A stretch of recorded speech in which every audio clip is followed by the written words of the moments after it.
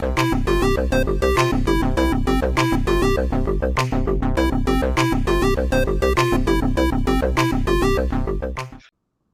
everyone to episode 6 of the Pixel Pals podcast with me, the Yorkshire Gamer, and Sega 81. Hi everybody. how are we doing? Are you good, mate? I'm good. Yeah, it's been a quick week. It doesn't seem like it was only a week ago I was speaking to you on the last podcast. I know it's fun. Like normally when we get ready for the podcast episode, like getting the agenda together, I'm usually pretty on it, but I did it this morning, so I was just so last minute. I was like, shit, it's Tuesday.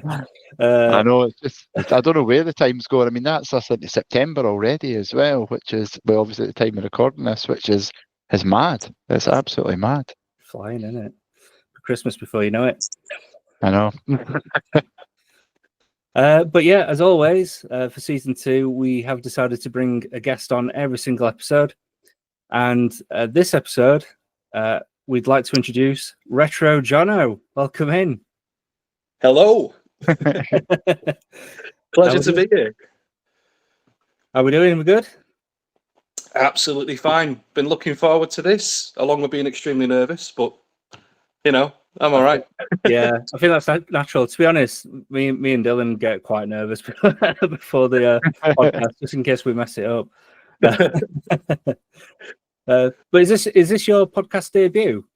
100%. Yeah, I've done lives, but I've never been on camera doing live. So like, you know, the stuff you've seen on TikTok and YouTube and that.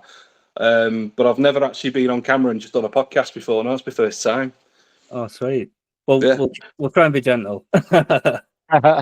Please do. So yeah, would you mind just telling us a bit about yourself? You know, just who you are in the community, because you've got a big name for yourself. Well, I'm nowhere near you guys, but I'm sort of like just getting started. Really, I need to be more consistent. It's just hard to get the stuff out there as quick as I want to. Yeah. But I'm primarily known as the PS1 guy. You know, flex over the shoulder there. Can you all see this? Yeah, we can see it. So I started the channel with the idea of like reviewing every PlayStation 1 game ever made, or at least featuring them, not going into full reviews because it's TikTok, but at least getting them all on the channel. And that's turning out to be as big a challenge as it is getting the whole set, to be honest with you, because I lose track of games I've already done. I've done double videos. I'm like, I've already done that. Why? And when the requests come through, it's like, have I done that yet? And then you have to scroll through, and it's just like, oh. So yeah, that's becoming an interesting challenge, but it's still one that I want to complete one day. It'll keep me busy for many years. Oh yeah. This slot needs playing. It can't just be there. It's got to be played. Apart from the sealed games, which I can't touch them. I'll have to get unsealed versions of them at some point.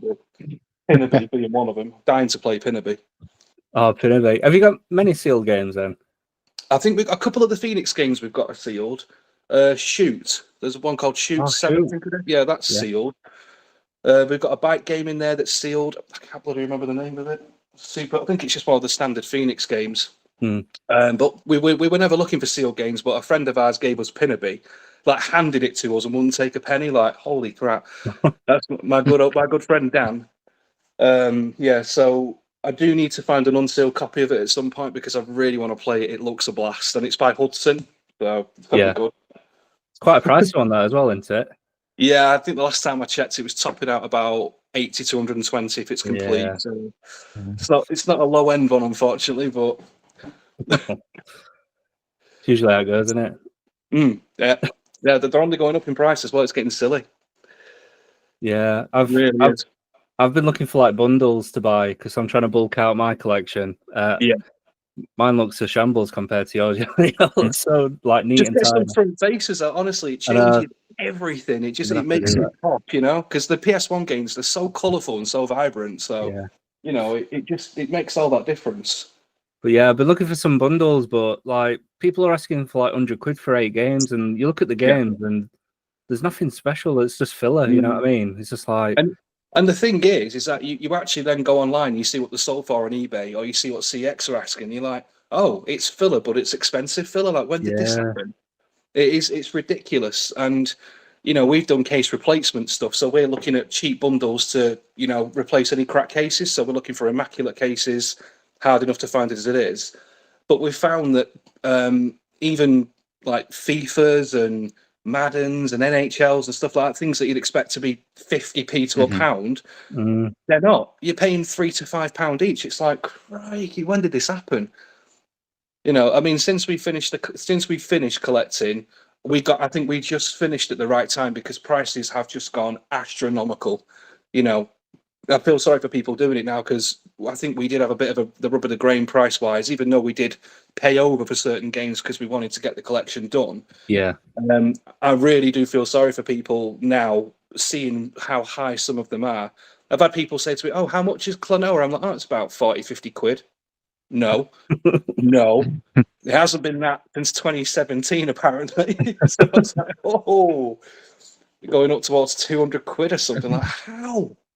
I think that's across the board though, because like even before you could get a lot of PS2 games really, really cheap, and now you're struggling to get even the really, I mean, there is obviously still some cheap ones, but there's nowhere near the level of cheap ones that there used to be. That's what I'm finding. But I used to be able to get loads of £2 or £3 ones. They're now creeping into like £7, £8, and the ones that were £10 are now £20 plus.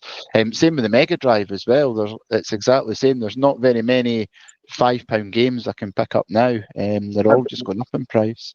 I know that from the Saturn because my missus, she's going for the Saturn set, and it's not like a rush like it was with the PlayStation one. So with this one, we're just taking it at our own pace sort of thing.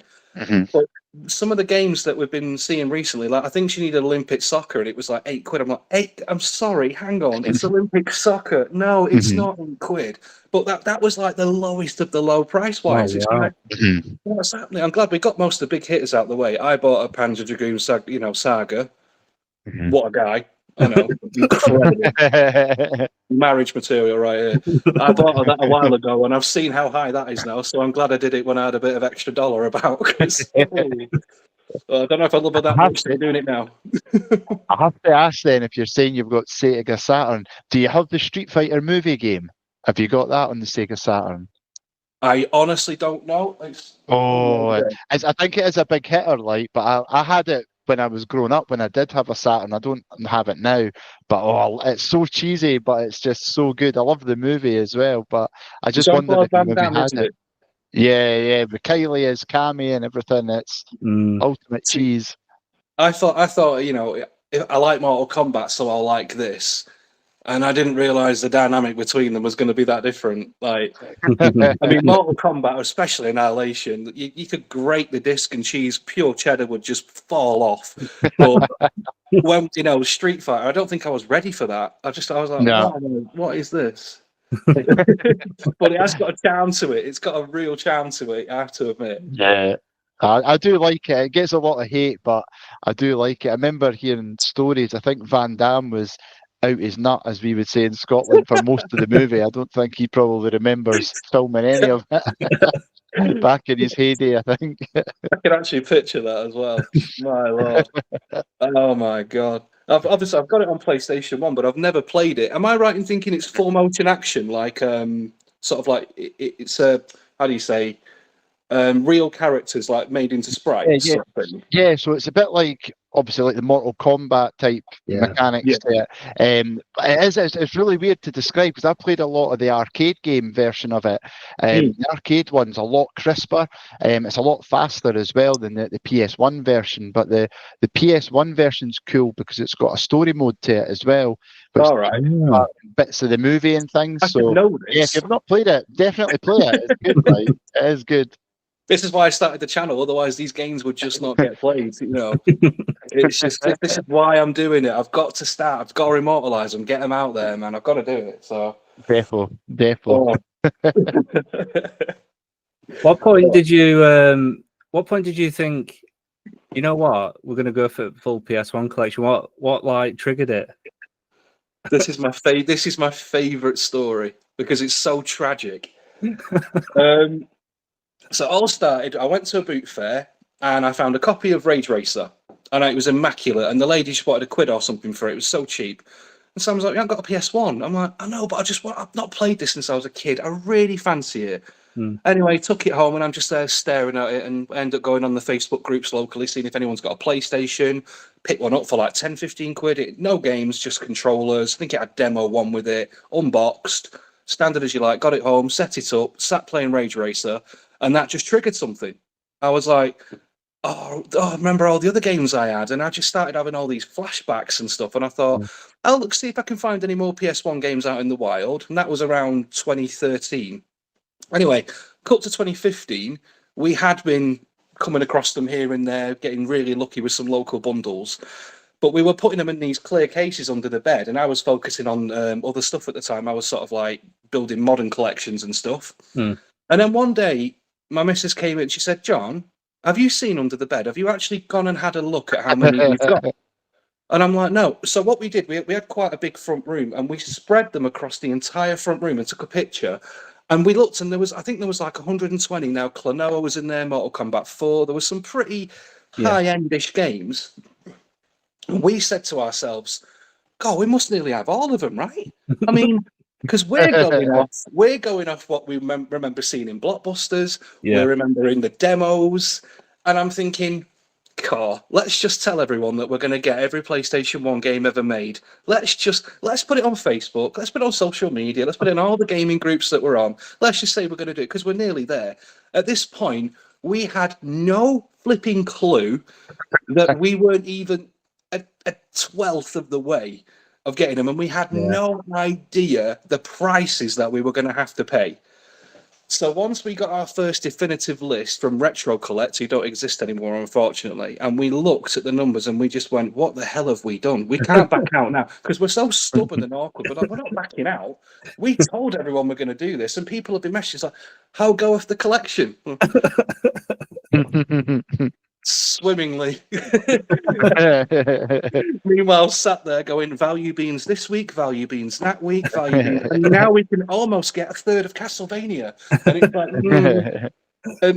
it's just, we honestly had no idea what we were setting ourselves in for. We were so confident when we saw that gigantic pile on the floor. And the crazy part is that we've stopped and started the collection so many times as well.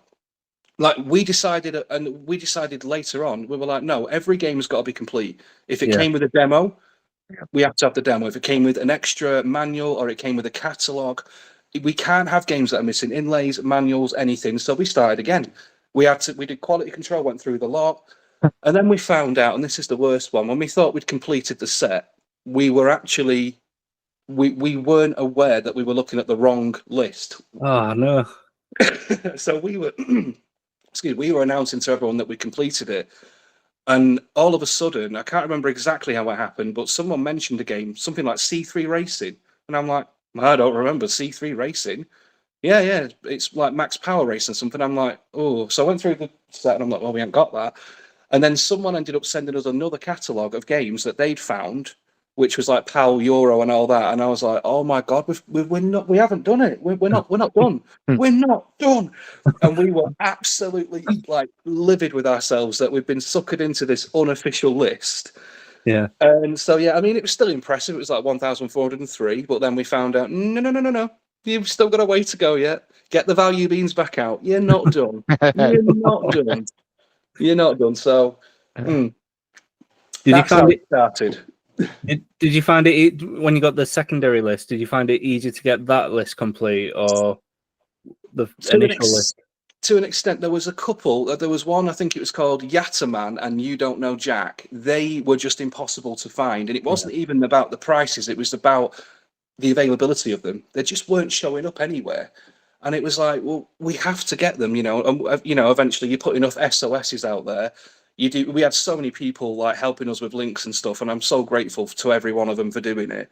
And eventually we found them, and we I think we just after lockdown ended, we slotted in our last game, which was Devil's Deception, and it was a friend of ours that actually bought that for us because he knew it was the last game, and he sent it up to us. And we would say we couldn't afford it for weeks and weeks or whatever, and he just went, oh, I want to be the guy that sends the last game. Yeah. Oh, man. That's a shout out to Carlo. So yeah, that was it. And then we now we do quality control. We just go through everything. If we slipped up and there's a manual missing, or if the case is damaged or something like that, we're just trying to perfect it now. Just make it look as good as it possibly can. I mean, every single one of them's got a gel packing as well to stop the rot. Do you know how many of them we had to buy? Have you ever seen a box of 2,000 gel packs? It's the strangest thing. It's like the packaging, it's something supposed to come in, but no, we were just there, each an individual disc. That was fun. But and also, because I'm not, let's just say I'm not as bright as the missus. I'm a little bit dyslexic and I suffer from dyscalculia. So I tried to put the set away once before she got home, thinking she's going to be so proud. I pretty much did it backwards. I alphabetized everything wrong, and we ended up with A's, and then C's would be locked in with them because I forgot that we double stacked them at the top. So she had to take the whole thing down after work and then do it again because Jono. This is why I need a constant adult supervision. So, what would you say is the most like meaningful item in the collection? Oh, I'd say it's going to sound terrible, but it's Tintin because she got it me on my birthday, and that was a big hitter at the time. And I've got a picture of me sat in front because we used to have a different unit. We used to have 2 units together, and we were nowhere near the full set at this point. But we were being told that Tintin was like the big tough one to get. It was like 379 quid or something, but she bought it me for my birthday, and I remember posing in front of the set like this, like really giddy, like I can't believe we got Tintin. And then we found out a couple of months later, someone found a container ship full of them, and the prices just went, and it's like, oh, so she really overpaid for it. But it was so nice to say that we got one of the big. I think it was our first big hitter that we actually got. So I think that one means the world to me. Yeah. Yeah, I'd say that's the most meaningful because that was just like I thought to myself, that's probably going to be one of the last games that we end up getting. So yeah, I'd say that Tintin. Yeah. We were talking about with JPS Darker about the shipping containers because of Rule of Rose, because that was like £1,000, weren't it, at one point? I've got a little story about Rule of Rose. I hope Gavin doesn't mind me sharing this. My mate Gavin, he had 2 copies as far as I remember. One of them was sealed, and he was like, he said, "I'm gonna go live on this game, on this big gaming group that I was a part of," and he said, "I'm gonna actually open it and play it." And we were like, "Don't open it, dude! You don't understand. Like, you it's so much money." He's like, "No. I only keep the PS1 stuff sealed. I don't care about PS2." So he unsealed it on camera. He opened it up, and it had a copy of Dora the Explorer inside it. Did it? I'm not joking. Wow. I mean, we were all extremely gutted for him, but gutted through extreme laughter. And like, just couldn't believe what we'd seen because we were all waiting to see this magnificent reveal, and then bang, Dora the Explorer's in there. I just couldn't actually believe it. And as far as we're aware, it was a factory seal because he had to peel the thing off around it and everything. So it's almost like someone had just been trolling. I'm not sure exactly how it had happened, but that's one hell of a story. I hope you don't mind me mentioning it, Gav. Love you. There'll be somebody out there with a sealed Dora the Explorer that's got Rule the Rose in it. Sat there with Rule the Rose in it. Oh my god. Just casually sitting and all that money. I'll never open Dora. She means the world to me. Oh my god. Did you find yourself having like quite a lot of sacrifice in terms of like other parts of your collection? Like, did you find yourself like getting rid of other parts of your collection to fund the PS1 library? Near enough all my old box consoles. So my 4-in-1 Game Gear went, my Deluxe Amiga 1200 went, my Commodore 64 went, my Mark II Master System, that went. My Amiga 500 went. I can't even remember what variant that was, but it was bloody rare. No, 600. Sorry, not 500. And my Neo Geo went. That was the CD, Neo Geo CD, not the AES monster one that's worth stupid money. Even I didn't do that. I wasn't crazy enough to do that. I had to remortgage the house to do that. Literally all the Nintendo stuff, apart from the missus's, Pokemon stuff and Game Boy stuff, all went. Everything. My Mario All Stars SNES. We really did have to downsize. It wasn't just about the money. It was about the fact that I went crazy buying all this stuff, and then we went, okay, where are we going to put it? I was like, can it just go along the wall next to the bed? No, why not? Because I hadn't thought it through. I got overly excited, and just ended up buying all these, and then we just had to sell them pretty much all. I've got a few nice pictures of them to remember them by, but yeah, they all went. So they all had to go. Would you say we're worth it then? Oh God, yeah. Honestly, it's awesome. It's such a conversation starter as well. Even people that don't care about gaming, if they come in here, they just go, "What the?" They just sort of like stand in shock, like, "Whoa!" It's a brilliant conversation starter because it's started to get around now. It's like there'll be a few times I've pulled my wallet out in the shop and someone noticed that I've got a PlayStation wallet, and they'll say, they'll be like, "Oh, have you heard about that guy that's got all of them?" No. Wow. Get the phone out and let me show you something. And then I'm holding up a queue of 12 people, like, and this one, and this one, and I'm just sort of like, I'll be with you in a minute. And you know what I mean? There's quite a few people that are starting to recognise it now. Yeah. Even to the point where I made that video where people are stealing it and marking it off as their own, which is interesting. Yeah. Well, kudos to you, mate. I guess it's still sharing the collection with people, isn't it? Even if it's not you. It's funny because people go, hang on a minute, that ain't Jono. Has he made a new profile? Has he been banned from Facebook again? And he's come back as someone called Yusuf. We have to check. But no, it just turns out that people are just finding it yoink. And they're sticking it. I think one of them put it on Reddit. And I'm like, God, like, how? Like, it just gets around everywhere. It really does. It's crazy. Oh. How many of the games do you think you've played out of all them, and what percentage of that collection would you say that you have played? An embarrassingly low number. But I'm working on Mike's the same. I'm the same with mine, to be fair. It's so bad. No, because I get a lot of people, the ones that are a bit salty, they're like, oh, bet you don't play them. Oh, what's the point? And I'm like, no, I am working on it. I want to play them all. I want them all immortalized on the channel. And I want to be one of those guys that if I feel like playing Rage Racer like the other day, I'll pull it out and I'll play it. I won't play a ROM or anything. I'll play the original. Yep. So, yeah, it's just, I can't even begin to think how many I've still got to do. I've done all the horrors that are front facing because I did that Month of Terror thing ages ago. Excuse me. So I reviewed all the front facing horrors, but there's still so many that I've not. I mean, I've not even done prep or the rep. I've not done Hogs of War. What's wrong with me? I just realised that I've just looked down there. I've not done Hogs of War yet. To be honest, I've not played Hogs of War since I was a kid. I've got it. I've not played it at all. I never had it as a kid, but people go crazy about it. So it's one of them games I never really got. I've completely missed out on it, and people just rage about it. So I have to do that at some point. It's a big one. Is there any game in particular that you are really itching to play, but you just can't seem to find yourself playing it? Parodius, because it's weird as hell, and I know it's going to be mental. I've looked at the back of the case and I'm like, well, it's very Japanese. I'll just say that. They don't really have a roof. They don't have a ceiling. They just keep adding the crazy to the crazy with more crazy on top. And I've just looked at the back and I thought, I'm going to have so much fun reviewing that. Because it's all the stuff that you see, it's my genuine reactions. It's not pre-planned. It's me playing it for the first time, and whatever comes out of my mouth is what I'm reacting to. And I just thought, that's going to be a fun one.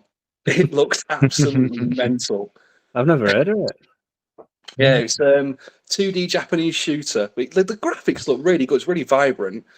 But I think that's what I'm really looking for. I'm edging to play that one big time. Yeah. I can't believe I haven't yet, to be honest with you. Well, speaking of games that I've not heard of, I thought I'd make a quiz. Go on, then. It's called It's called PS1 or PS None. So what I'm going to do, I'm going to read out 10 games, and some of them are made-up games, and it's down to you and Dylan to decide whether or not it's a fake game or an actual PS1 game.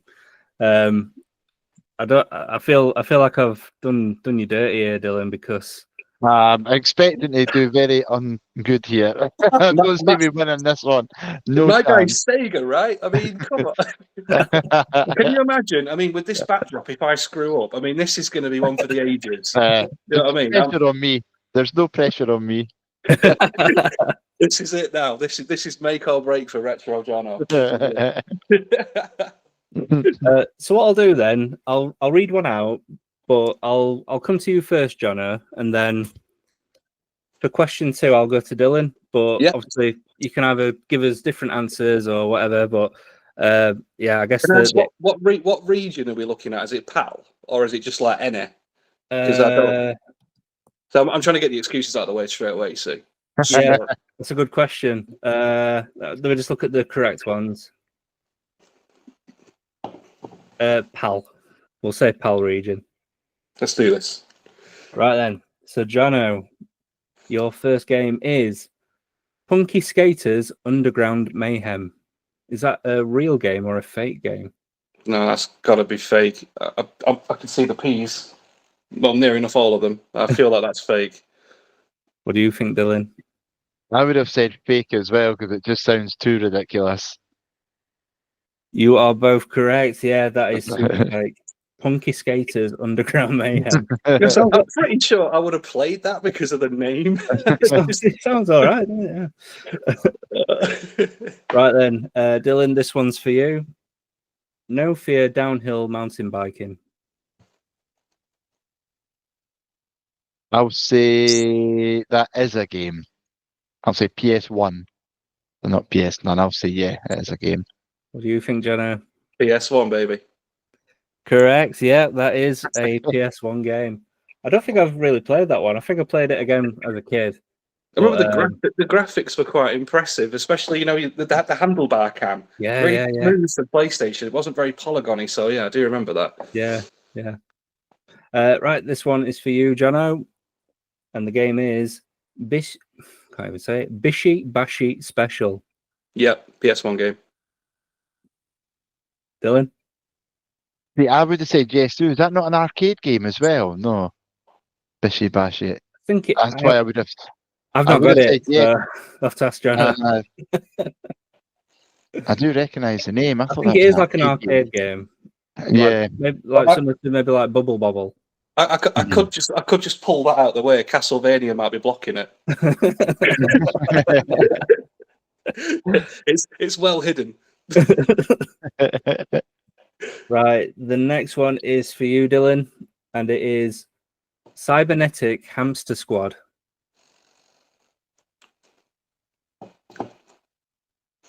Surely not. That sounds too ridiculous as well. I'll say PS None. If it is a game, I want to play it though because it sounds pretty cool. I'll say PS None. What about you, Jono? What do you think? I wish it was real, bro. I wish it was real, but no. PS None, bro. Cybernetic Hamster Squad. I can't say it without laughing. Right. Oh, God, that's cracked me up already, that. Oh. Yeah, correct. So you both level pegged. So next one is for you, Jono. Hogs of War. Hello, mate. What's he saying about me? Yeah, that'll be real. That'll be real, gents. We didn't mention it earlier or anything. For anyone that's watching, we didn't mention it earlier. It's I'll not even ask you, Dylan. I'll just give you the. I know. I was going to say. But what if it's a ruse and I lied the whole time? Right then, the next one is for you, Dylan. Alien Olympics 2044 AD. I'll say PS None. No. What about you, Jono? What do you think? I'm gonna go PS none as well. You would both be correct again, yeah. So it is actually a real game and it does exist, but not on the PS1. So that was a bit It of a does. sneaky. Oh wow! Ah. Wow. What's that on then? I couldn't Yeah. tell you. I've just got a note here to say That's it gonna be really like exists. but it's not on TurboGrafx PS1. 16 or something. It's got to be something obscure as hell. Yeah. Commodore Spectrum, something like that. Mm-hmm. Yeah, that was a bit of a red herring that to try and fool you. Right, next one is for you, Jono, and the game is Rascal. Oh yeah. God awful, but yeah. Dylan, what do you think? PS1. I would have said yes as well, just because it doesn't sound too ridiculous. Yeah, it is real. So it's like a platform, well, like a 3D platformer, isn't it? And you play as But like a little. it's on a 2D plane, so the camera is awful. You sort of Yeah. jump in slow motion. It loads different bits of a jump, so you'll jump and then it'll load the next bit you jump into, and then if you fall back, you have to wait for another load. It's not a good game for impatient people like moi. Right, we've got 3 left. So the next one is for you, Dylan. Toilet Trouble Flush Force. Surely not. PS none. Is that your final answer, Dylan? I'll say that's my final answer. Well then, John, I'll put him out of his misery. PS none. PS none. Yeah, it's not. It's not. Oh, for a second, I thought you were going to say it was. I left it waiting that a little bit. Toilet Trouble Flush Force. Yeah. So it's another one I'd have to feature on the channel, though. I mean, let's face it. 100%. do it whilst on the toilet as well, just for the extra pizzazz. Right, this one is for Jono. This is your last one. Team Buddies. Oh hell yeah! PS1 baby. Dylan.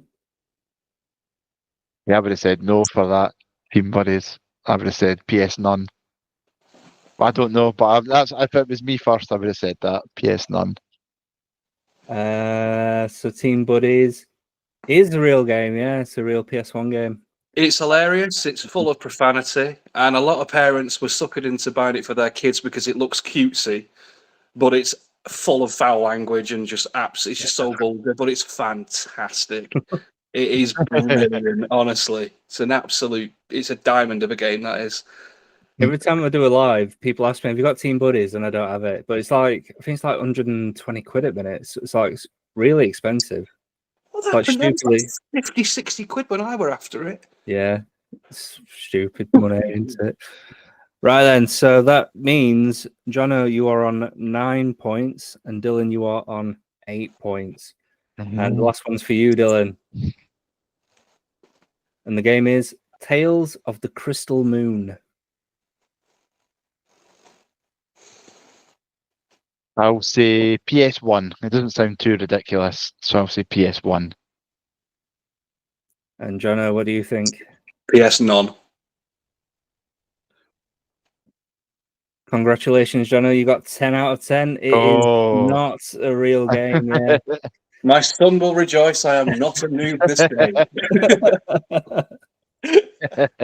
Yeah, I know what you're saying, though, Dylan. Like Tales of the Crystal Moon. If somebody said, "Oh, have you played Tales of the Crystal Moon?" It would. I would say that sounds like a SNES RPG or something like that. Like, yeah. It does sound like something that could be real, 100%. That's brilliantly done. I have to admit. Not Toilet Trouble Flush Force, though. That probably wouldn't believe that one. Right? And I want to get on the hamster game. I think we all need to do that. Cybernetic Hamster Squad. Oh yes, please! All of that in my life. I love that. We'll have to get a Net Eurose and just make it. Oh, dude, don't! That's not my list of things to bloody get. It's another one the missus won't stop going on about. We have to get a box next Eurose game. And you know what? Can you imagine if we sat down and made that game? That would just be absolutely colossal. Be amazing, wouldn't it? That'd go viral. That would. Is there any games that on the PS1 that you've played that you think would be really good as a remake? So, like me, for example, like every time I see Dino Crisis, I always think, imagine that as a remake. Now that's a really bloody good shout because it's basically Resident Evil with dinosaurs. It's the same mechanics, same company. Yeah. I think you are 100% correct there. I think that would be fantastic because they've redone the Resis now, haven't they? All the major sort of trilogies and stuff, and they look fantastic. They play great. You don't want them to take away too much of how the original feels, so I'd still expect it to be a little bit stiff. That sort of adds to the tension, but I could imagine that would look fan bleeding tastic if they redid it. So really good shout that.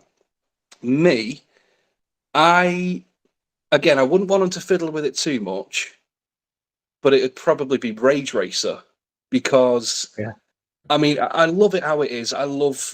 There's nothing about that game that I don't like. I adore it it's just perfect in my eyes. But I'd love to see a modern iteration of it. You know, don't mess with the handling. I still want it to feel how it feels, but I want it to look how it deserves to look because it's such a phenomenal game. You know, the difference between Ridge Racer and Ridge Racer Revolution and then Rage Racer was just night and day. It was chalk and cheese. It was such a huge leap up, and I'd love to see that. And is there anything else I can think of? Everything else seems to have been done, really. Oh, Tombi. I think have they done a remake of that? If they have, I don't know about it, but they might be a remaster. I think it's a remaster actually. They did it. Oh, gotta have a go at that. It's such a good game. They brought it out on the Switch, but also on PS4 and PS5, I think, as well. Oh, we've got a Switch. I had no idea it came out. Yeah. But I think it's a remaster. I don't think it's a remake. But it's got one and two on it. I think it's got one and two on it. I'd still have a go because honestly, that game was just. I mean, I only ever had the demo, and again, I'm going to get flack for this. I haven't played my copy.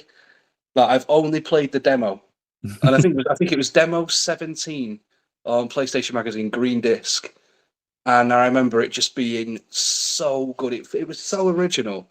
It just felt, and then I found out it was an RPG because on the demo you only get the little bit. But I watched a YouTuber called Kadikarus, and he basically did a proper review of it, and it turns out to be like a full RPG sort of thing, like with a hub world and everything. It's like, what? Yeah. So that for me, I'd 100% say that. I'd say Tombi. I'd love a modern take on that. So maybe I'll pick up the one that you said on the Switch. Yeah. I'm pretty sure it's a remaster. So it's the same, graphics and stuff, but they just sharpened it up a bit. My Animal Crossing residents will be upset because they'll get abandoned for a while. What about you, Dylan? Have you got any PS1 games in mind that you can think of? The first one that came to mind when you asked that for me would be Die Hard Trilogy, I think. Oh, yeah. I think that would be brilliant. Just, again, 3 games in one, but each of the 3 games I just think were brilliant. I played them all the time. And I just recently got Die Hard Trilogy as well. And I went straight on to playing the third one, the taxi one.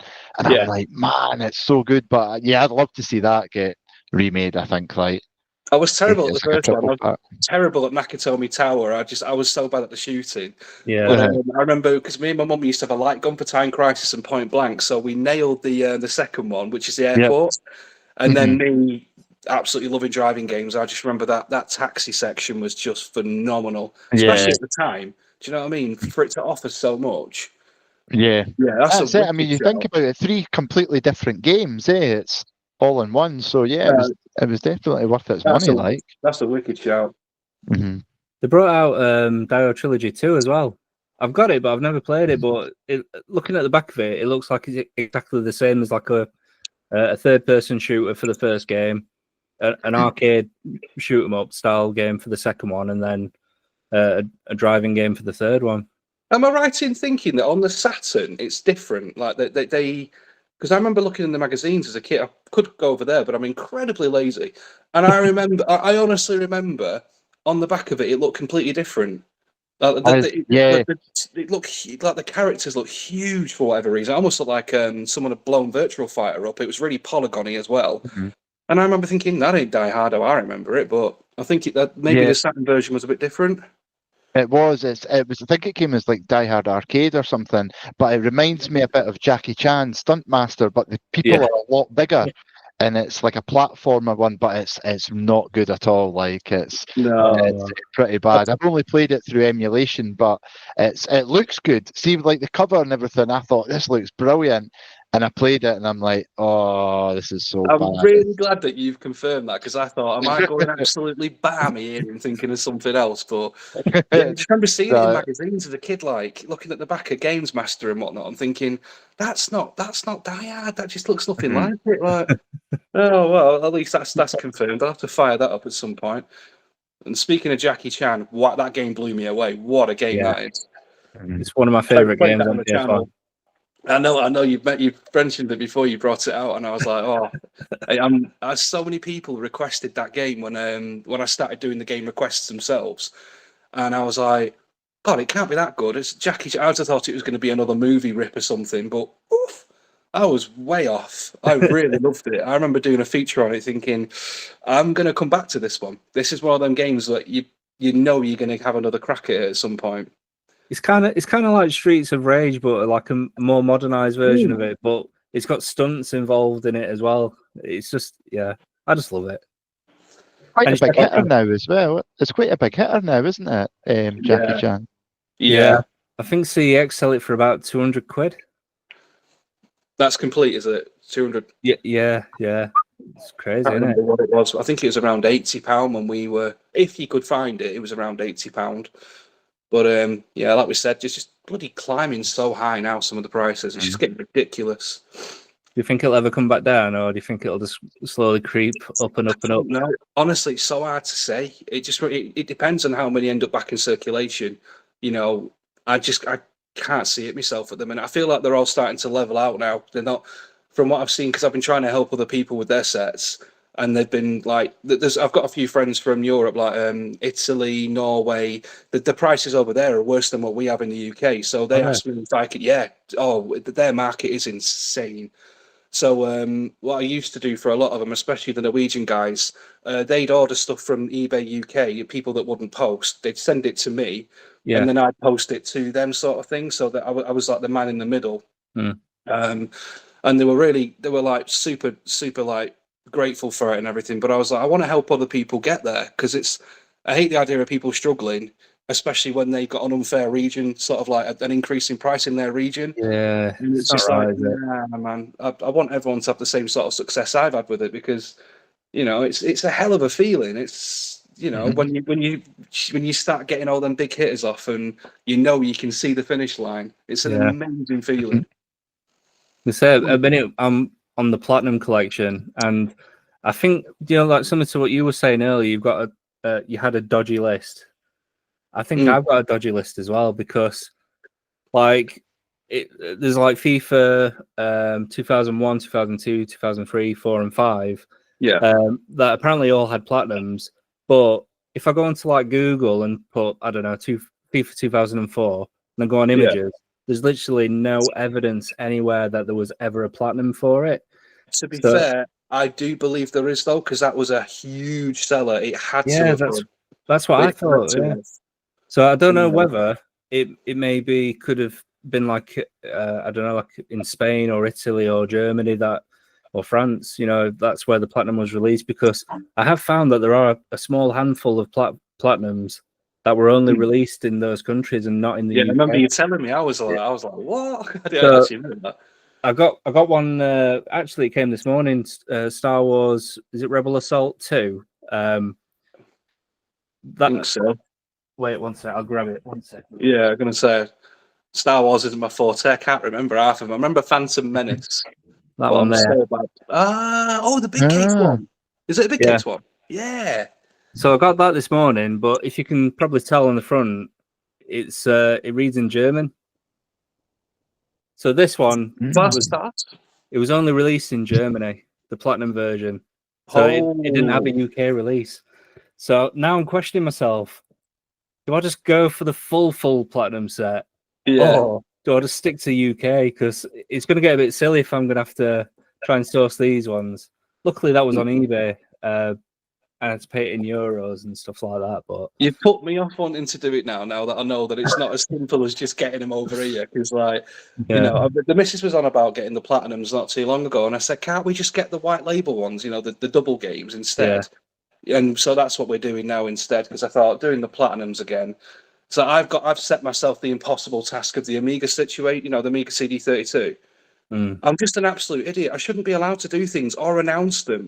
They should remain as a thought, and then I go away, flush the thought down the toilet using that incredible game you mentioned earlier, and never think of it again. I don't know what I was thinking with the CD32. It's Sam's, my missus's Sega Saturn task. I mean, we're not too far off that, but the CD32, it's like, what am I doing? Why did I say I was going to do that? Such a berg. You can't find them. They don't exist. You can't find them anywhere. That'll be tough, won't it? Yeah. The 2-in-1 ones as well. There's only 26 of those as well, apparently. I think we're on. I don't even know where we put them now. They were on display, but we had to move them. I think we've got 3 or 4 left to go. Oh, really? We've got the hardest ones out of the way. I think the next ones are just. Oh, we've got a couple of them sealed as well, mate. Yeah, we've got a few of them that are factory sealed as well. But yeah, I think we're 3 or 4 off them. So it's, again, we're not rushing with it. It'd just be nice to have them as an addition sort of thing. We're not like going crazy over it. If they pop up, then we'll get them sort of thing if they're at a good price. Yeah. What about you, Dylan? Are you after any like full sets of anything? I know that I wouldn't have the patience to get them done like that, and I would be. Plus with the room as well, but I was thinking of slimming down some of my stuff and trying to like basically try and get stuff that I know I would play, because I'm bad for just collecting and not playing. Yeah. And I have been sort of going back and forward with some of my Mega Drive and PS2 stuff, thinking I could probably sell a lot of it and get maybe either some big hitters that I really want to play.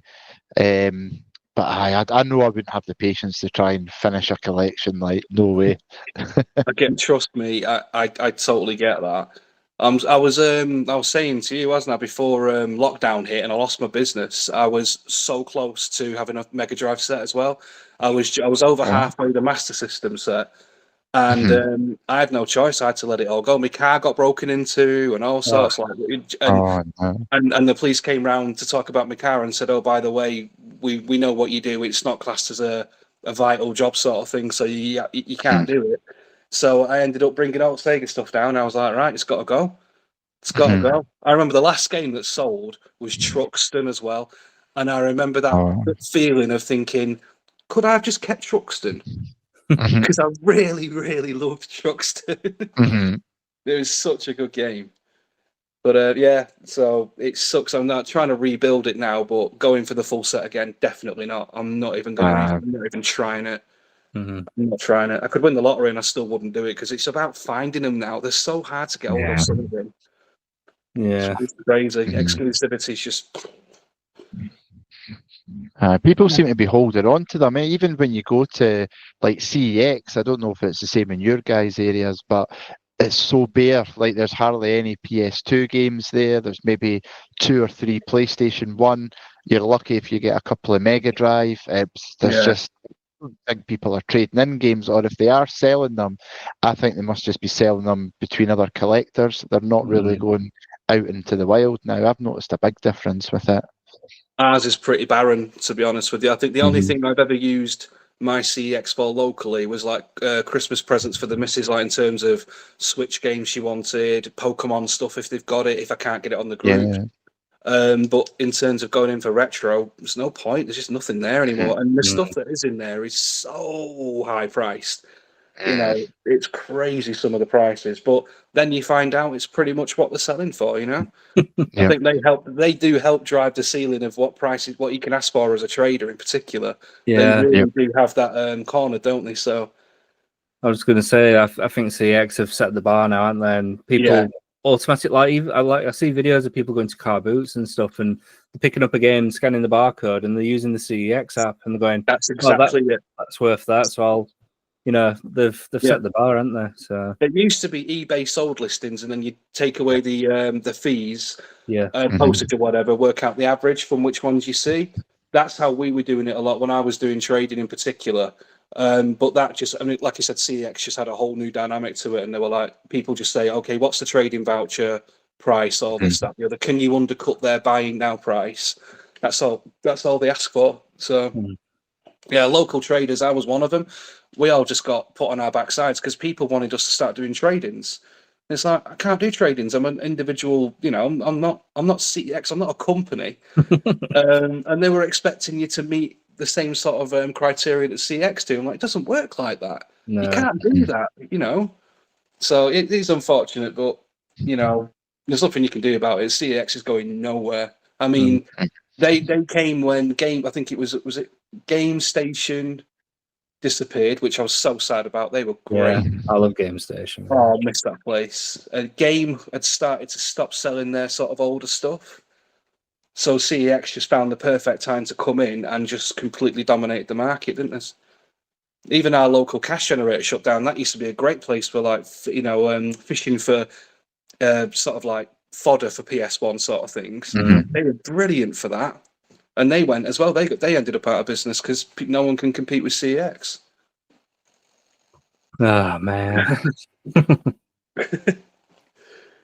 Dylan, have you brought a quiz with you? I've got a little quiz here, yeah, because a little birdie told me again that you had a little bit of affiliation for Sega as well, so I thought I'll do a little Sega quiz. So basically all it is 5 questions, and then the last question, I'll explain it, it'll be worth like more points. So if you want to play as well, Mike, I can pitch us against each I'll be other. no good at this. No, We'll see how we go. So I'll read the question out, and then what I'll do is I'll come to you, Jono, first, and then we'll get Mike's answer. Then question 2, I'll go to you, Mike, and then come back and forward. So the first question was, can you name the first Sega console that was launched? Do you want to have a wee think? First ever Sega console. The first Sega console that was launched. SG-1000? It was indeed, yeah. That was. I thought you might have known that, maybe, Mike. 1983. I wasn't sure. 85 it was. 85 it says here. 85. Wow. Yeah. Mind you, it could have been 83. I don't know, maybe over in Japan. I think it was in Japan. I think it was in Japan, and then they got, because there was a video game crash at the time. So yeah, they were waiting for the NES to revitalize the market, and then they started launching it all over Europe. Then, lovely looking console. Love the white and blue. Oof. Yeah, it's quite cool. It's on some of the game sticks and stuff as well. It was the first time I'd ever heard of it, because I had never heard of it, and then I saw it on there, and then I've done some Googling, and I was like, it's quite a cool little console. It's like an Atari type thing, yeah. I've always wanted one, just because of how cool they look. Yeah, they are pretty cool looking, like they are. So that's 1-0. Well done, Jono. That's 1-0 to yourself. So the next one, I'll come to you first, Mike, is what was the biggest selling Master System game? Master System. Yes, if you both have a think, and I'll get your answer first, Mike, and then I'll come to Jono for his one. So the biggest selling Master System game. Does this include games that were built into the consoles, or is it just as a? I can't confirm or deny. That might be. You've maybe given it away to Mike now. Given this new information, I might now say, I was going to say Sonic the Hedgehog because I ain't got a clue about Master System, but I would be tempted now to maybe say Alex Kidd. Okay. And what would your guess maybe be there, Jono, if you were to take a guess? Oh, God. See, I'm stuck between Shinobi and Sonic 1.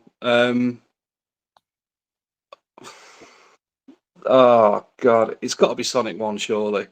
It's got to be, because there's not that many copies of Alex out there. There's a lot of Sonic 1s, though. Unless it was Sonic 2. Oh, I don't know. I'm gonna say Sonic 1. So one of you is correct. And believe it or not, it was actually Alex Kidd. Yes, so I double checked, and it was purely because of how many consoles it was built into. So obviously Sonic was built into some of the consoles as well, but it was Alex Kidd one that obviously sold more. That makes sense. So Yeah. bro, that's still my favourite Master System game as well. Alex Kidd, Miracle World is so yeah, good. you know, I've still not completed it. I was trying to do it on live stream the other day. That was fun. That was a lot of fun. Yeah. I've only completed it once, and that was about 2 years ago, and I had to cheat by going in and finding all the paper, scissors, stone, or jacking, or whatever it is they call it.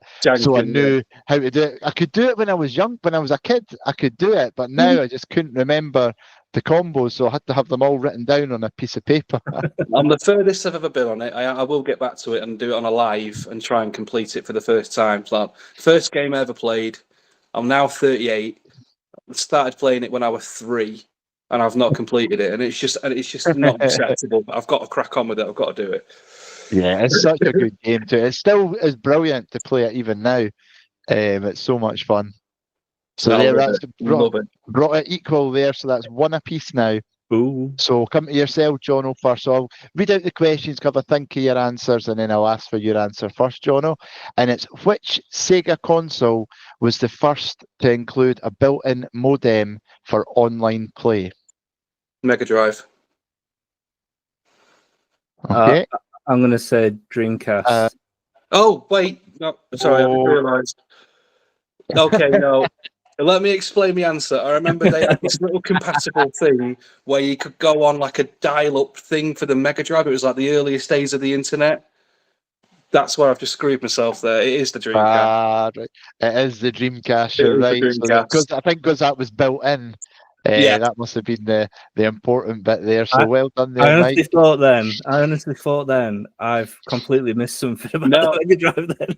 It was me that missed it. I was thinking, I was only watching something about the other day, like the early days of the internet, and the Mega Drive had some sort of thing that you could buy.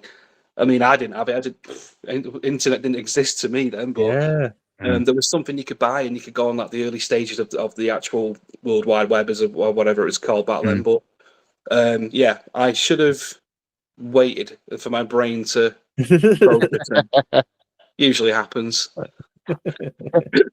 I'm going to have a look for that because I never knew that was such a thing on the Mega Drive. Yeah. So I'm going to have to check that out. Sort of port in the back or something. It's a weird thing. I watched it on GameSack, so watch them do I'm going to have a look at that. I love all random stuff like that. It's wicked. So that's Mike. Yourself is 2-1 up. So the next one, I'll come to you first, Mike. Is it's just basically a yes/no question. So, did the Sega 32X sell more or less than 1 million units? So, if you ever think, did the 32X sell more or less than 1 million units? Oh, are we talking worldwide? Or I would assume it's worldwide from ChatGPT. It didn't specify, but I would assume it maybe was when I'm looking at the answer and thinking of the console. I would assume it maybe was. I'm going to say no. Same. So, right. So you both would be correct. It sold 666,000 units. So to me, I would think that probably would be worldwide because I don't think it was a huge success really. So update that. So that is 3-2 to Mike. Now the next one is, I'll come to Jono for your answer first, but I'll give you the question. Give a wee think. Were there more or less than 100 Mega CD games released in Europe? Less. Less. Okay. What do you think, Mike? Would you agree with that, or do you think there was more? I've got no clue, so I'll go more just to be different. So one of you is right, obviously. And it is Jono. So here it's 75 and 77 were released. Yeah, that was it. Yeah, I think I had about 40 at one point, and then someone said to me, "Oh, are you going for the full set?" I was like, Mhm. no, I've just ended up with 40 like that I wanted. And he was like, oh, you're not far off a full set. And I was like, give over. And yeah, that's how I knew. I want even 100 of them. Yeah, Wow. there's not many. It's crazy because the price of them are quite expensive. But I remember when I was younger, I had quite a few. Not like I think I maybe had about 10 of them or something. But nowadays that would be worth like a fair amount. So I do have a fair amount in Mega CD games, maybe about 20 now. But yeah, I thought there was way more than that. I couldn't believe there was only Yeah, that that's amount. another one. Mine got sold. That's another one I massively regret. I had the Mark Yeah, 1 as well. It was beautiful in the oh, box. And that is nice. yeah, It looks so cool. It looks so cool as well, that one. Because it's the Mega CD2 I've got, like it's part of the side by side, but put the Mark the 2 on one it, don't just you? looks, yeah, the one just looks, I just think it looks like futuristic. Yeah. It just looks so nice, so nice. So that's brought it to 3-3. So the last question, hopefully I explain this right, is I'll give you the question and then I'll ask for an answer, and that'll give you 1 point. And then there's a second part to the question, which you'll get a point for every answer, which hopefully will make sense. It probably makes zero sense at the minute, but the question is, and don't shout out the answer, I'll get you to write the answer down. How many Sega consoles were released? So have a think and then write down your answer.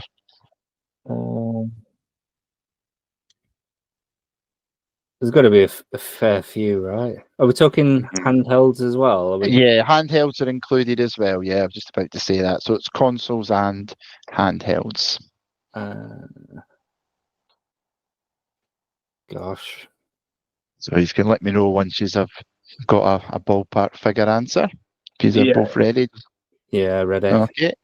Right, I'll go to, I can't remember who's next, so I'll just say Jono. I'll go to you, get your answer. 12. 12, okay. Mike, what's your answer? 9. 9. So we'll go with the closest. And there was actually 10 Oh, that was released. So Mike, I'll give you the point for that. But as Wow. part of the next question is I want you to name them. So wait, what I'll do is I'll come to you first, Mike, and you have to give me one, and then I'll go to Jono, then I'll go to Mike until one of you can't name one, and then if the other person can name another 2 or 3, then they'll get a point for everyone. So you get a point for everyone you name. So it's up to you. You want to start with some easy ones and then see how many you get. So Mike, if you give me the first one that you can think of, any Sega console. Dreamcast. Dreamcast, okay. So that's put you to 5. Okay, Jono, give me one. SG 1000, as mentioned earlier. Yep. Go back to Mike. Sega Master System. Master System. Okay. Jono. Sega Mega Drive. Mega Drive, yep. Did the marks count in the last one, or was it just the console? That's what I was thinking about released. I was thinking Mark 1, Mark 2, and then. All right, no, just the actual console, yeah. God damn it. Console. Oh, God. I counted the. Yeah, I shouldn't have done that. Oh, damn it. I had no clue. I just threw a number out there. Good number. Next one I'd say is Game Gear. Game Gear, okay. It's Sega Saturn. Sega Saturn, yep. Back to you, Mike. So there is 1, 2, 3, 4 left to get. You can think of them. So 4 points up for grabs here.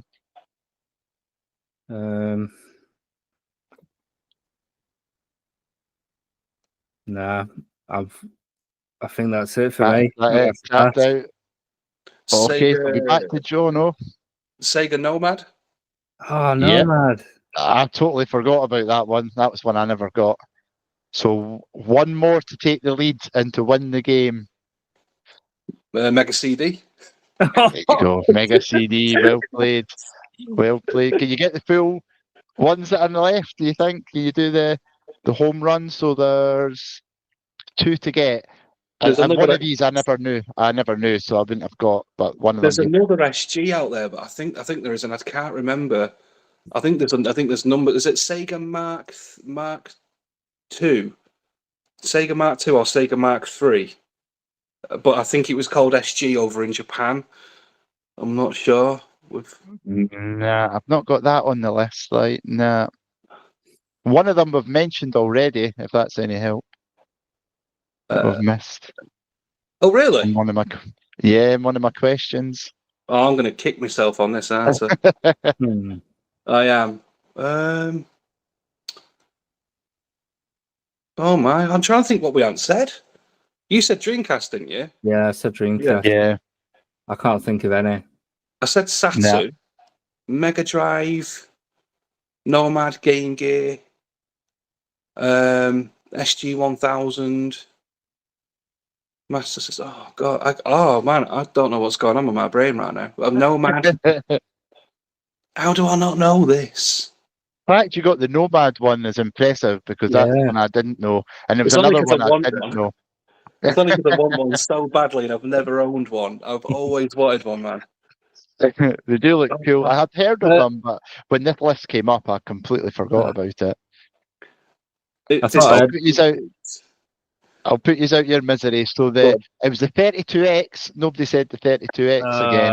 Yeah. And then this one, which I had never heard of, and I googled it, and then as soon as I googled it, I recognised it, was the Sega Pico. It was called. It was like a kids' education one. Yeah. If you Google it, you'll probably recognise it. It's like a weird like box thing. I had never ever thought of it until I googled it, and I was like, "Shit, I do remember seeing that." There like is in a magazine. No chance I would have got that. Nah, never.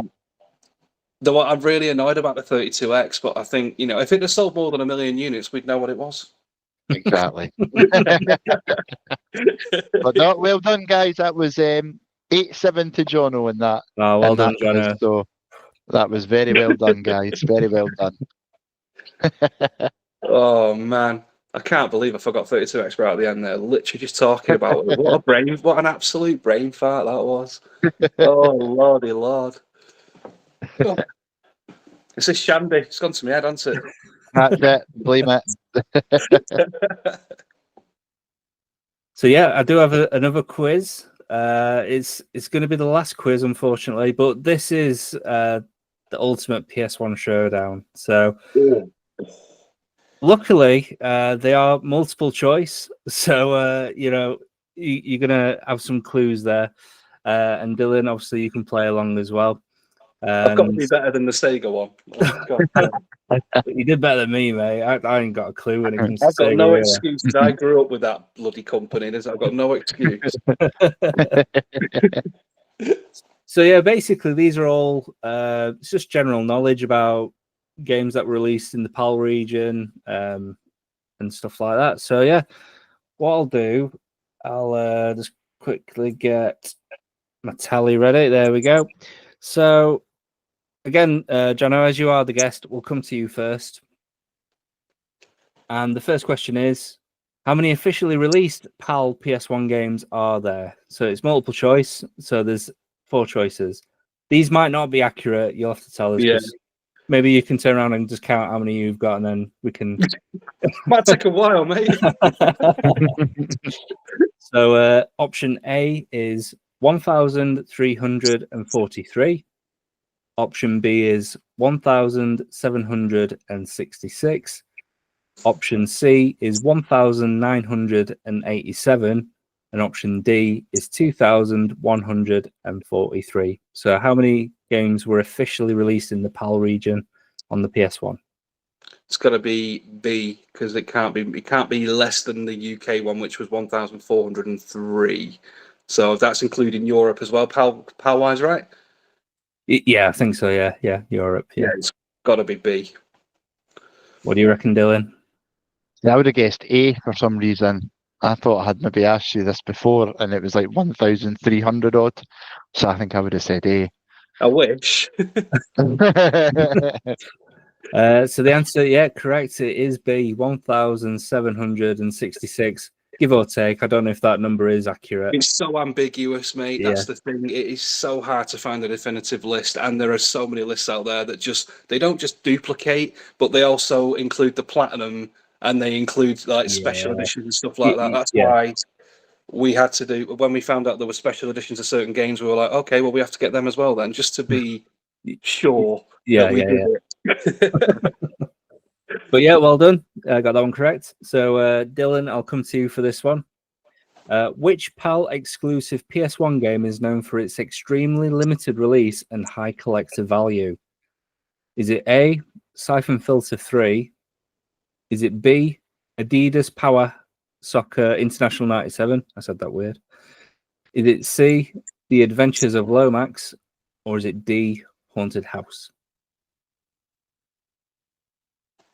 Because of Lomax. Not a clue. Not a Scooby. Going for C. What about you, C. Jono? Yeah, Lomax. I have to go Lomax on that one. So apparently it's D, Haunted House. Where are you little bastard? What? Haunted House? Sorry, I've got that gander. So it's apparently it's extremely limited, and it's got high collector value compared to the Lomax Adventures of the Lomax. These aren't, some of I can tell that I've done some of these. Oh my god! No, the missus is gonna have to find that. I'm screwed here. You have to send me a picture after. I'm gonna have to. That's really annoyed me. That. How could bloody what's his face? Lomax is like super rare itself. That's gone crazy in prices. Yeah. Haunted House. Now. Not to worry. So the third question. So we'll come back to you, Jono. Which game was bundled with the NetEurosi development console in PAL regions? Was it A, Devil Dice? Was it B, NetEurosi compilation disc? Was it C, Demo 1? Or was it D, Gran Turismo? Okay, I didn't even know it came with one. I ain't got one yet. It'd probably be maybe Demo 1. Because, I mean, it wouldn't make any sense. I mean, the compilation, don't think they've done the compilations by the... I don't know. I'm just going to say Demo 1 because it went with everything. I've got 6 of them up there. I know, there's loads of them, isn't there? There's loads of Demo 1s. Crazy. What about you, Dylan? What do you think? My guess would be C, the compilation one.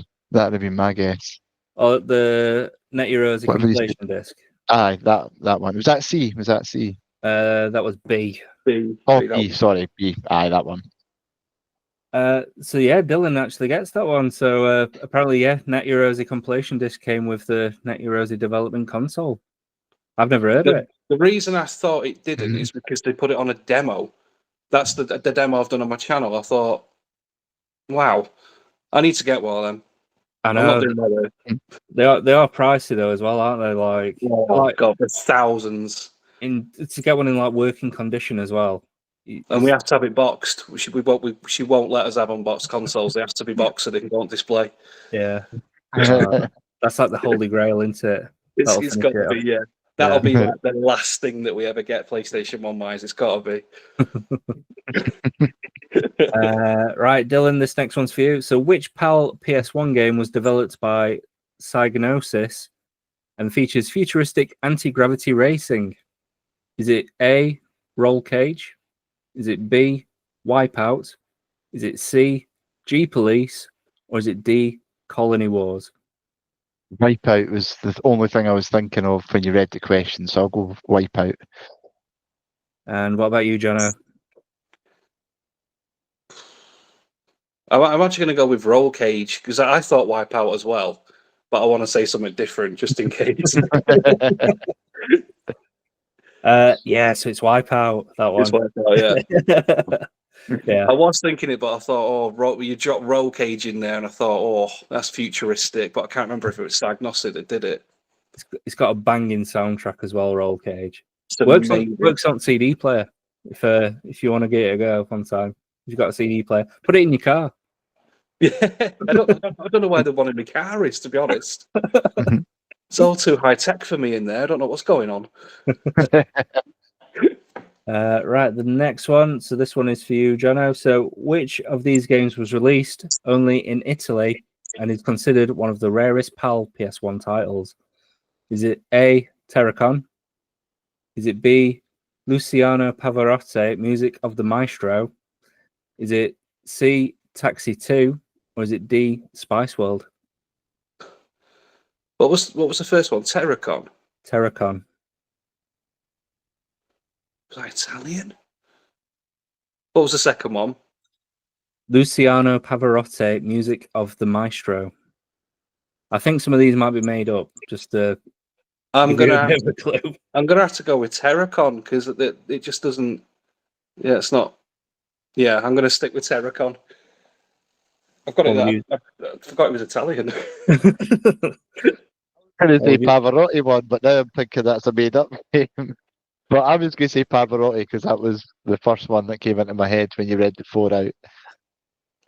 So, out of all of these, apparently it was Taxi 2. That was only in Italy. So maybe if the Pavarotti one is real, it might have been like released in Spain or France or Germany or That is elsewhere. mental.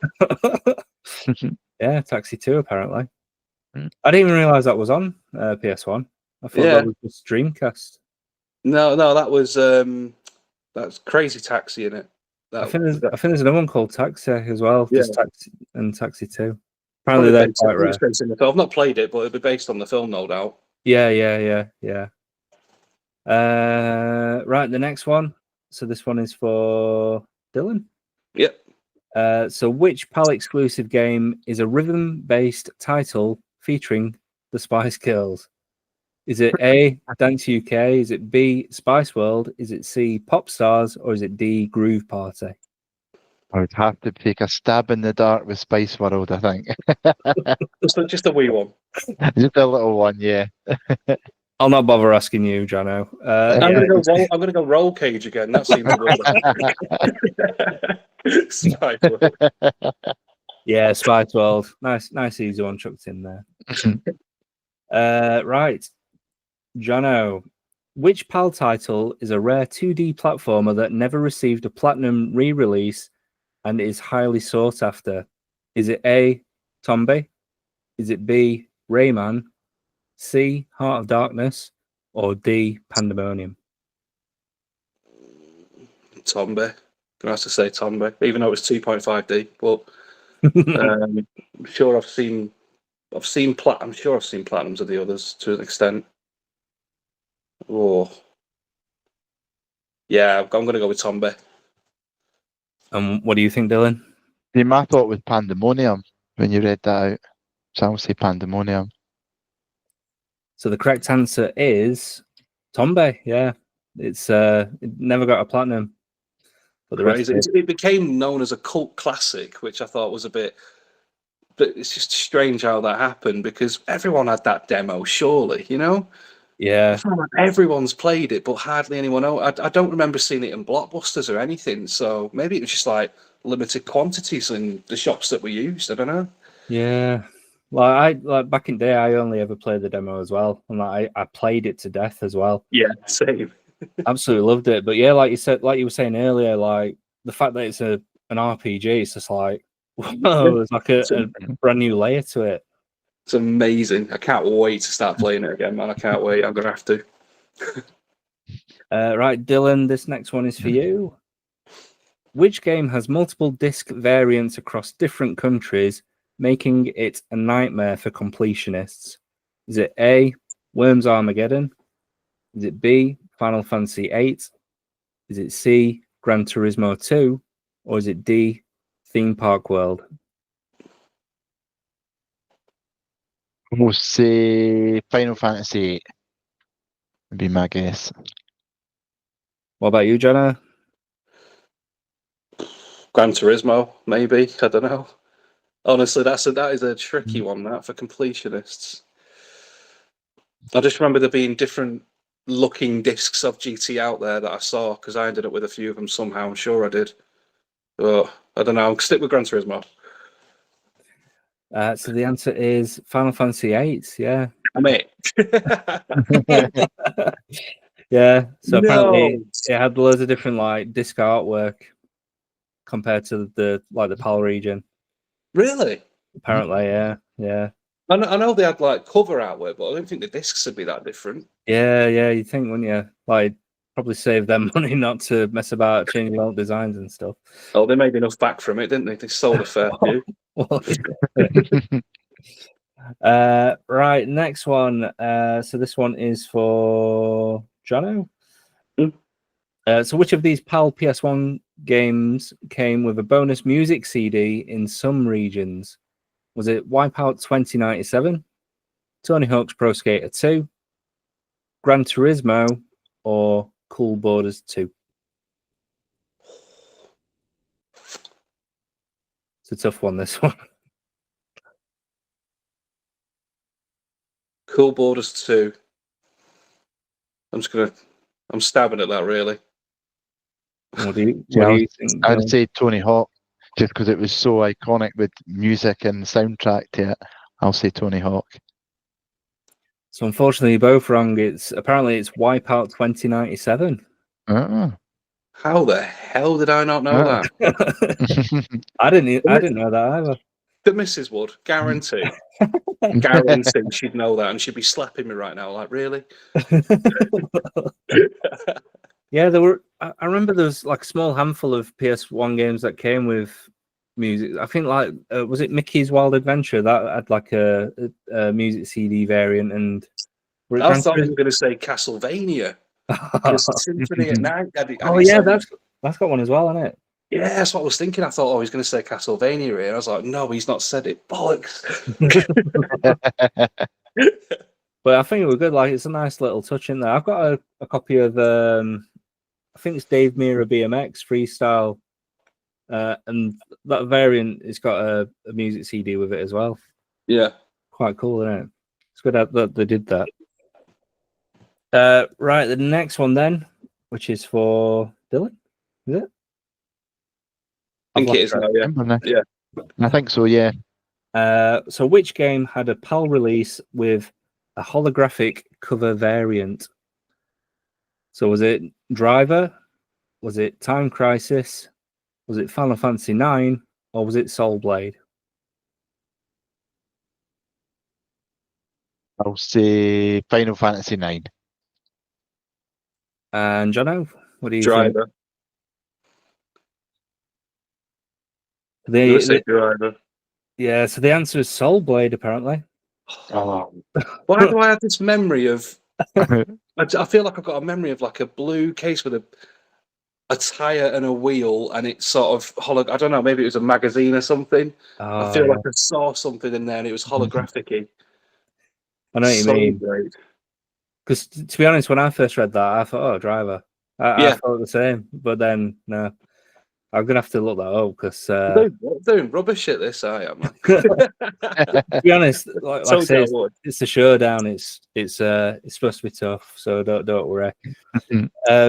Right, the last 5 questions are true or false questions. So, and at the minute, we've got Jono on 3 points and Dylan on 4 points. See, so, this could be it. This could be the game changer. So we'll go to Jono first. So true or false? The PAL version of Tombi is more valuable than the NTSC version due to its limited release and lack of platinum reissue. I'm going to say true. It tends to be a little bit more expensive in the PAL region. I don't know how that works, like exchange rate wise, but yeah, I'm going to say PAL more expensive. What do you think, Dylan? I'll say false, just to be different. So it is true, yeah. So yeah, I think you're right. It's weird, isn't it? Because like when you see like American copies, you're just like, why is it so cheap? What were it? I saw. It's crazy. I think it was a copy of Gemalame, and it was like 25 quid. And I've got the disc only, and I'm trying to get the artwork and stuff. Yeah, but people are selling it like a minimum of like 130, 140 quid. Whoa! When did that blow up? What's wrong with you? Just down there next to Parappa. Yeah, so well done. You got that one right. So we'll go to you next, Dylan. So true or false? All PAL PS1 games were released in English. I'll say false. And what do you think, Jono? False. Correct. Yeah. So I think me showing that earlier was a massive giveaway. The German copy. I should have thought about that.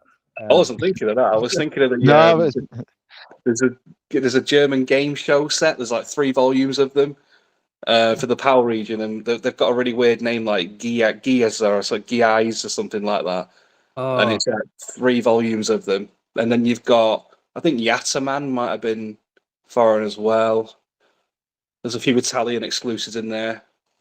So yeah, I think like yeah, definitely. I know I've just looked at the back of someone gone. No comprende.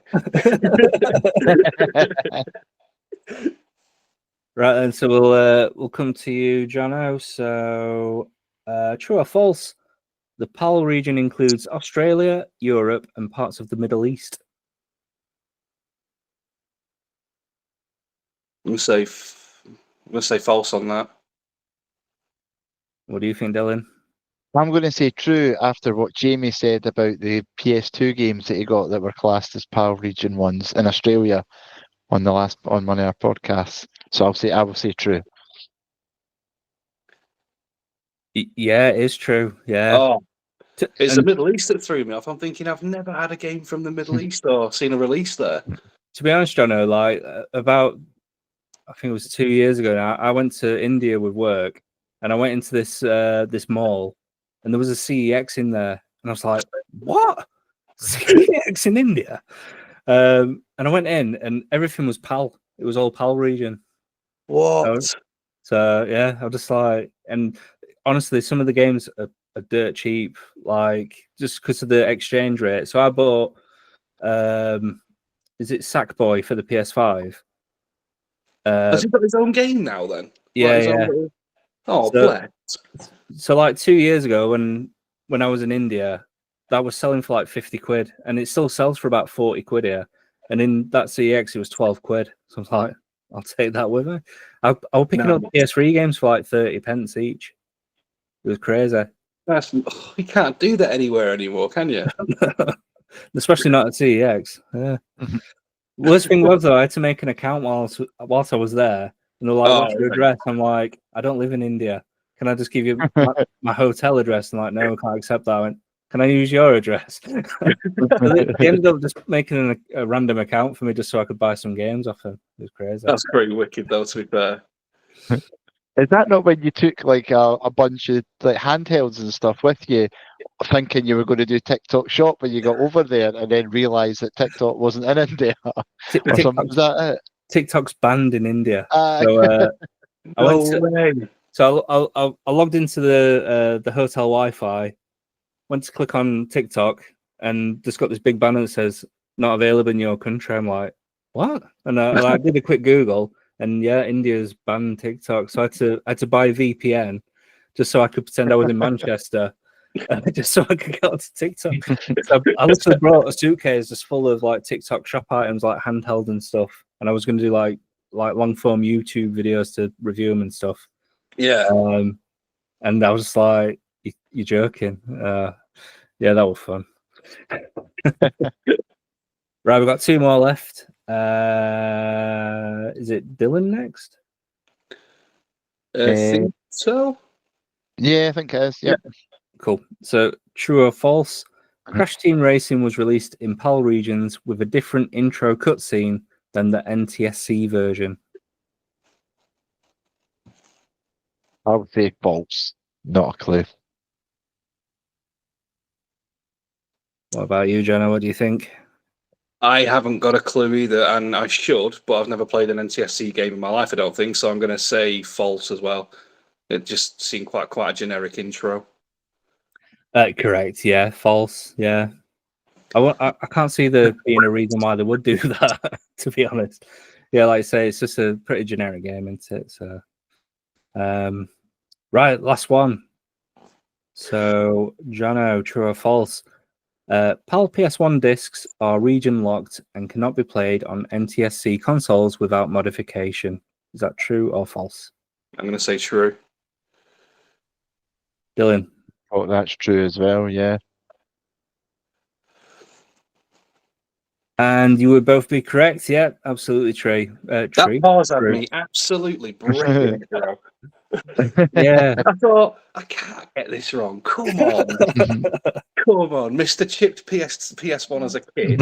Like, come on, man. Oh, that was worrying, that. But yeah, well done, both of you. That was a really tricky set of questions. So well done.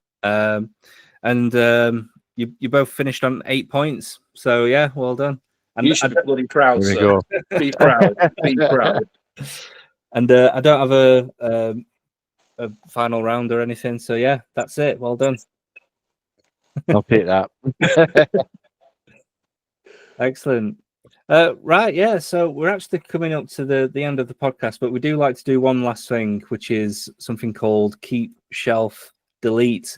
So what we usually do is we pick 3 games and we decide which one we're going to keep and play whenever we want, which one we're going to shelf and never play and touch ever again, but you can still look at it and stuff. And which one are you going to delete from history? So the 3 games in question are all PS1 games, obviously. So we've got Rayman, Ridge Racer, and Abe's Oddysee. So, Jono, do you want to run through your what your thinking is? No, because people will hate me. But, keep it simple as I can. I love Rayman. I think it's a beautiful game. It's also ridiculously hard and feels extremely unfair at times. I never actually completed it, and I don't have any intentions of trying to either, because it's kicked my ass that many times. You know, I just don't think it's possible to beat this damn game. I've never seen the ending. I'm sure there is one out there. But as lovely as it is, and as much as I love Rayman, I would have to bin him gently. Oh, delete it. Yeah, delete. Interesting. Yeah. Second one, my little fart machine.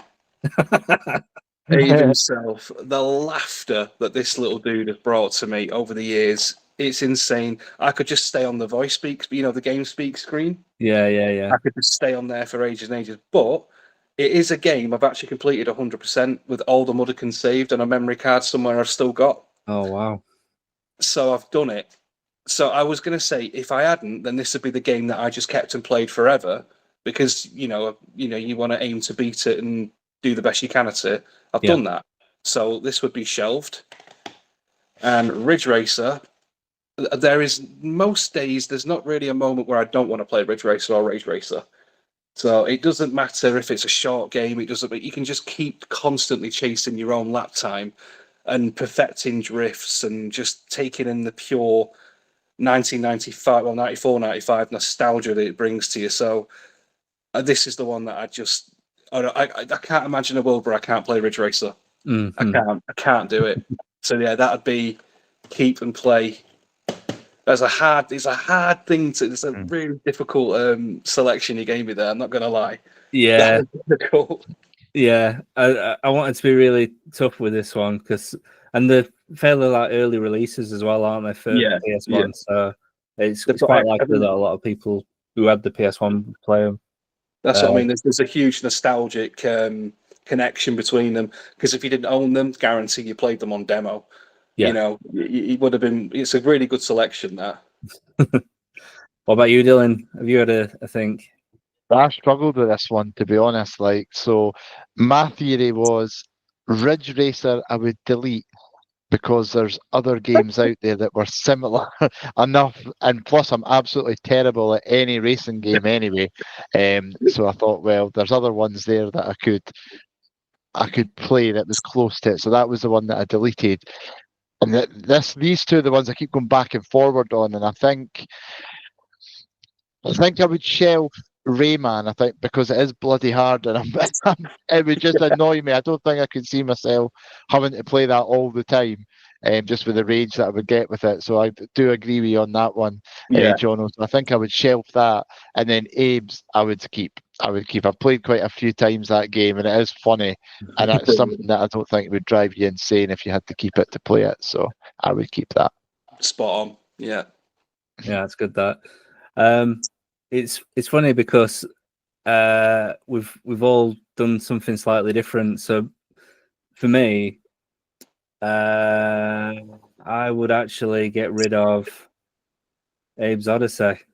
Wow. Now that's interesting. But get my reasoning. So first time I ever played a PS1, the first game I ever played was round at a mate's house, and it was Ridge Racer.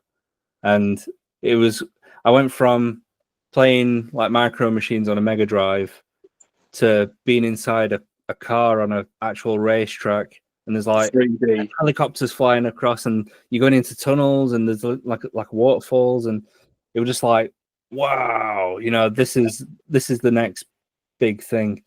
So I couldn't get rid of that. And then Rayman, when I eventually got a PS1, Rayman was the first game that I ever owned, and I remember playing it to death.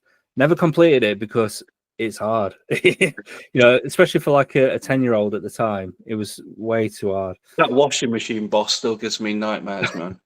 Honestly, I don't even think I got that far, to be honest. Yeah, there's no point in getting that far. I don't want the anxiety on you at all. I don't want the blood pressure. It's just not good. That washing machine can do one. So for me, yeah, I would get rid of Abe's Oddysee. I didn't have quite the connection. I did play the demo a lot, like a hell of a lot, because it was on demo one. And like I say, the soundboard where you just fart, you could just fart, and well, I didn't really understand what that feature was for. Like during the game, I'd never really got into it, whether it was to distract the guards or whatever. But yeah, I ain't got the same connection, so I'd get rid of Abe's Oddysee. I would shelf Rayman, and I would keep Ridge Racer, just because it was the first game that just made me go, wow. Yeah. It opened me up to PS1. That's a good memory, that. I get that completely. Definitely. It's like me with Rage Racer. That's why I'm so obsessed with it, because, like you said, just coming from, I think I come from Road Rash 2, and then I'm driving past a waterfall. I'm into, like you said, in tunnels doing jumps, and there's a plane that goes, like, that's it. Yeah, that spins over the straight. And I just remember the music as well. I was like, oh my Lord, like, I don't need to listen to anything in my tape collection ever again, because I could just listen to Lightning Luge and Mather Beat and the actual Rage Racer song itself. It's like beyond iconic. Yeah. So I do get it. There's just some little nostalgic bits that just grab hold of you and keep you, like, you just can't let go. Yeah. I get that. So I totally get that. Sweet. Well, unfortunately, that's all we've got time for. But obviously, thank you so much, Jono, for joining us and for sharing your experiences and your tips for collecting. And if you wouldn't mind just letting everybody know where they can find you, like on the socials and stuff. Absolutely. So on TikTok, which is where I'm mainly doing all my stuff now, really. I don't really spend much time on YouTube or anything else. So on TikTok, I'm at retro.jono. And my profile's the one with this at the top.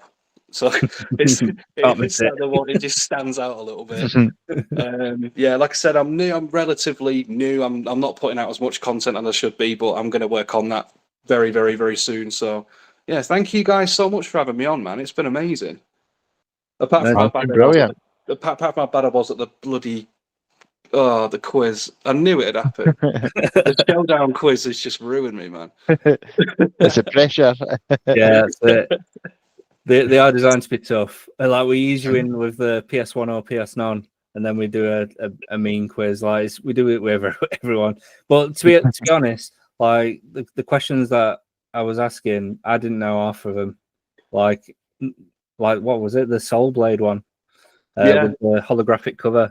I would not have had a clue about that one. So yeah, don't beat yourself up, mate. It's I guess it's educational for all of us. Absolutely. I know loads of stuff now, to be honest with you. So yeah. God.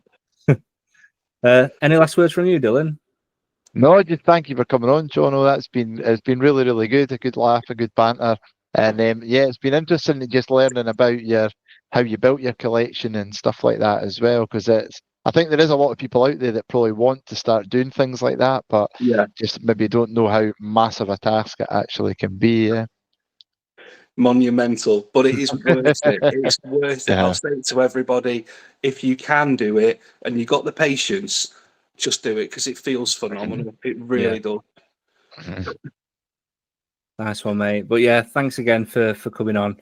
And yeah, I guess until next time, everyone, take care, stay safe, and stay awesome. Ta-ra.